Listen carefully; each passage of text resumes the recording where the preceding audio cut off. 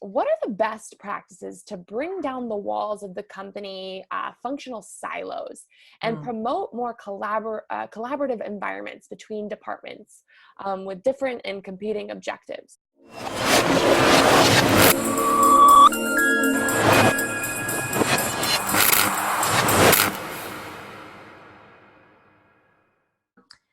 There's several things I think that in aspects of what can you do in order to sort of start breaking down the silos. And I think communication is really key. The one thing that I've noticed is that, the CSM really plays a central role within the organization.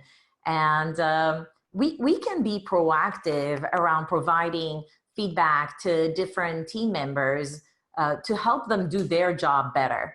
So for example, for the sales team, we hold a lot of really important information about the customer to help them understand if there's expansion opportunities, cross-sell opportunities. I don't know if sometimes sales even owns renewals. So anything that can help them close more deals. And for new deals, that might be customers that are similar to the ones that they have in their pipeline that could serve as references.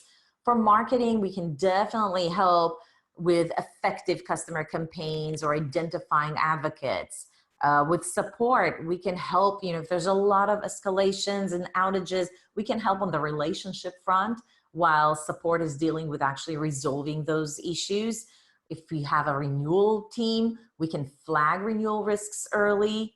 Or if we have a product team, that's the one, where we really need to tighten in the relationship the most. I feel like this is an area that's not well addressed yet, but I think there's a ton of opportunity there to shore up not just the enhancement requests, but really give them insights on priorities for roadmap and get a seat at the table in influencing the roadmap, as well as working and prioritizing any kind of initiatives for the product team to help with the onboarding experience.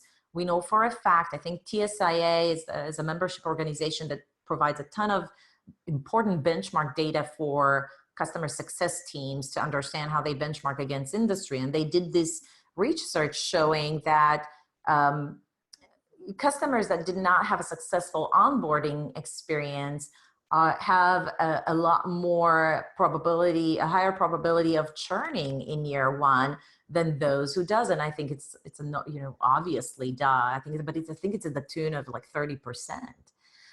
So there's a lot of things that we can do and encourage the product team by sharing these kind of statistics within our own organization. So not just say, hey, this is the industry benchmark, but how do we do against that benchmark? And can the product team help with that? And so you can see there's a ton of things that we can do first and foremost to just break down the communication and provide helpful information to the other teams. The other thing that I think would really help break the silos is start promoting ourselves as CSMs more fiercely within the organization. One exercise that I've done with one of my clients that had this really big issue on selling the customer success value within the organization was to truly sit down with each one of those teams and understand what are the most important KPIs for them. So how do each one of these specific groups monitors and assesses their own success, and then say, how can I impact their KPIs? And when she started talking about her own team during executive meetings, she started talking it in the areas that she knows each one of these team members would appreciate and can relate to.